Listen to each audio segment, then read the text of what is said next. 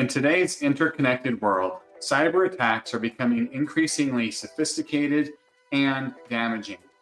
The recent breach at CDK Global, a major software provider for car dealerships, has highlighted the vulnerability of both consumers and businesses to such attacks. This breach not only compromises sensitive personal information, but also disrupts essential business operations, causing widespread consequences. Understanding the impact of this incident is crucial for safeguarding customer data and ensuring business continuity. Today, we're going to explore the impacts of this breach, highlight some expert insights, and discuss some strategies that your business can implement to prevent such incidents from affecting your future sales.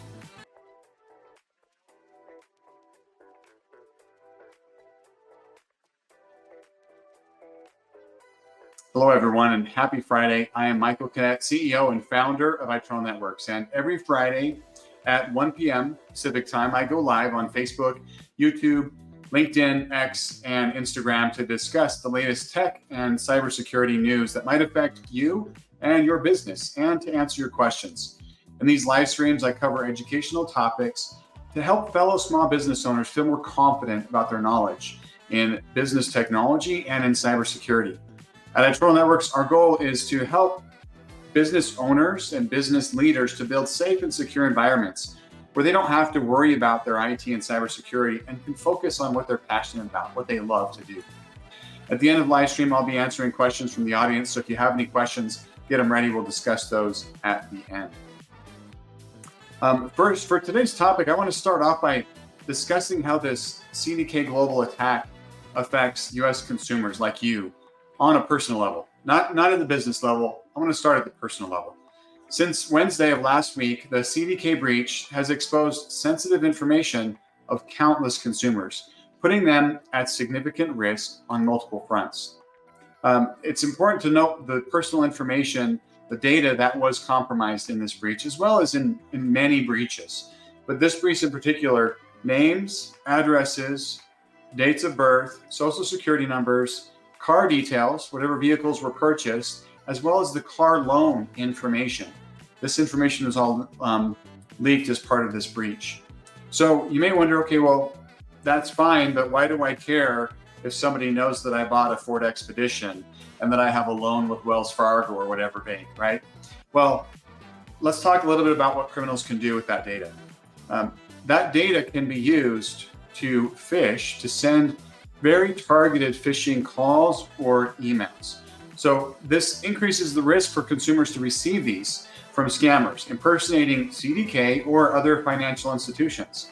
Let's say that you do have a car loan with Wells Fargo and you get a phone call from somebody who says, hey, we're from Wells Fargo and we haven't received your payment yet. We need to do that so that we don't come and repo your vehicle tomorrow, right? So the deadline's tomorrow. If you don't pay today, right? These criminals love getting you. They like it being emotional and feeling the urgency that if you don't do something, then there's immediate consequences. And so they could contact and say that, right? Use those lines, and they can even provide the last four numbers of your social security number, your loan information. They can verify all of that data to make it seem that they're really from that financial institution.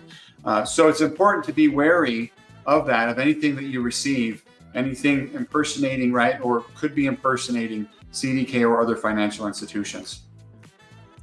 Stolen personal information can also lead to identity theft, which can affect your credit score and your financial stability. Anytime anybody has your full name, your birthday, and your social security number, that they're setting themselves up to be able to impersonate you and open accounts, fraudulent accounts in your name.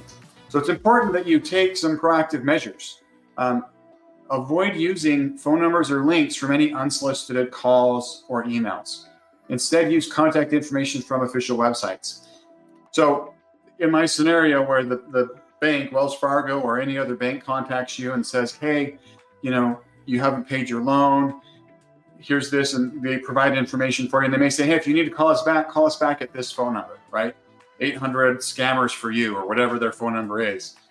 Don't ever call them back at that number. Go to the official Wells Fargo or other financial institution website. Go to the documents on your paperwork that you have that you know is legitimate, and use that information. You should never, ever use the website or contact details that the potential scammers send to you, whether it's via email, text, or phone call. That's one of the best things you can do to protect yourself, is make sure you have official channels of communicating with them to verify the information. It's also important that you regularly check your financial accounts for suspicious activity. If you have free credit monitoring from any previous breaches that you may be a part of, make sure you're logging into that identity monitoring and looking for new activity as well, new accounts that have been opened. And then it's critical that you contact any financial institution immediately if you notice unauthorized transaction or unauthorized accounts being opened. All right, that's at the personal level, that's at the consumer level. Now I wanted to kind of dig into how the CDK breach has affected businesses. For businesses, this breach really represents a very different set of challenges, from operational disruptions to some long-term financial and reputational damage. The effects of this breach, as well as other similar breaches, are really far-reaching. So here's a few areas on how businesses are impacted, and what we'll cover some tips on what you can do to protect yourselves as well. First and most obvious, operational disruptions, right? The breach has crippled car dealerships, disrupting scheduling, sales, and record-keeping systems, leading to operational delays. If you've been trying to buy a car, if your car's been in for maintenance, was scheduled for maintenance, any of these things, right, you're aware of the operational challenges that these car dealerships has faced as a result of this breach. It's all over the news as well. Also, the attack on CDK software affects the entire auto sales industry. This isn't just a breach affecting one dealership or a dealership chain, right? This is the entire industry, bringing vehicle dealership operations to a standstill. This leads to one of the other consequences, and that's financial and reputational damage. Extended downtime can result in significant financial losses for affected businesses. Car dealerships have not been able to function and operate properly. Any organization that is affected by a breach where they lose access to their information, to their data, that results in immediate financial losses. When you're not able to sell, when you're not able to produce, when you're not able to do those things that maybe you're even under contract to provide those services. If you can't access those systems, you can't perform your duties, and that's going to lead to revenue losses. Also, and this might even be bigger and definitely more long-term, is the reputation risk associated with these breaches. Businesses may suffer long-term reputational damage, losing their customers' trust, and sometimes facing potential legal consequences. Many times, more so in the last couple of months, we've heard about breaches, and usually within days of the breach being announced, there's a class action lawsuit filed against that organization that they were not doing their due diligence to protect the data. So that's some of the consequences and challenges faced by businesses as a result of a breach such as the one that happened at CDK Global. It's also there's other long-term business challenges that these companies face. Businesses must invest more in cybersecurity measures to prevent future breaches. Relying on third-party vendors like CDK really does highlight the need for stringent cybersecurity standards and monitoring. It's critical now more than ever that companies develop and regularly update incident response plans to mitigate the impact of cyber attacks. And it's important that you don't only look at your internal systems and processes, but you look at anything that your business, that your organization relies heavily upon. So in the case of these dealerships, they need to look at the CDK Global software, right? This is a critical piece of software to their operations. So what happens when they lose access to it because of a breach? In your business, maybe it's not software from CDK Global. Maybe it's software from Microsoft. Maybe it's software from Google. Maybe it's software from some other niche software developer that you're not going to be able to operate if that software is unavailable, is part of a breach, and you lose access to it. So it's critical that you have an incident response plan where you go through those scenarios and say, well, what happens if we lose access to our point of sale system and we can't take credit card payments? Is there a backup plan? What steps can we take to continue to operate in the event that there is an incident such as a breach that affects that software. So it's critical that you do that you regularly update it. We also recommend that you do roundtable exercises, that you go through a simulated scenario where your leadership team and others on your team can actually walk through the steps of what happens in the event of a breach. And we need to enact that incident response plan that's collecting dust back on the shelf, right? Going through it in a simulated manner helps to identify the areas where maybe your plan is not thorough enough and can be documented better, so that in the event of an actual event, you're prepared. I wanted to share some expert insights of some of my colleagues around the country in cybersecurity, just to help kind of emphasize different components of cybersecurity in relation to this attack at CDK Global. Dror Leiwer, he's the co-founder of a cybersecurity company called Coro. He emphasizes that these modern hackers have immense patience and sophistication. They hide in systems for extended periods of time to maximize the damage that they inflict. This is a quote from him. When hackers turn the attack on and execute, it's truly crippling to the organization, which then generates more revenue for them being the cyber criminals. That's true in this case, right?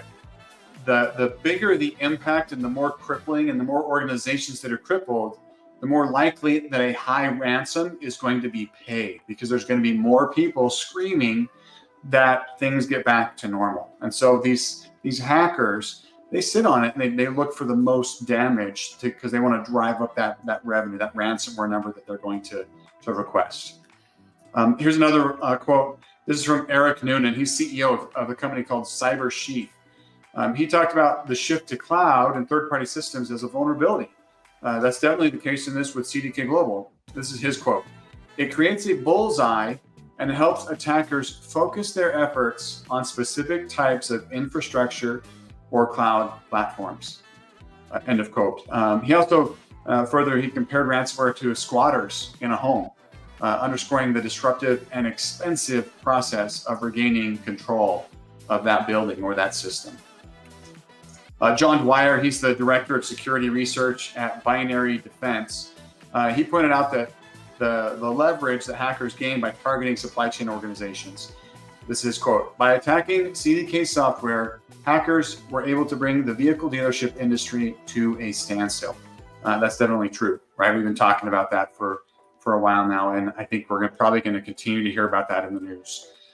Cliff Steinhauer, he's the director of information security and engagement at the National Cybersecurity Alliance.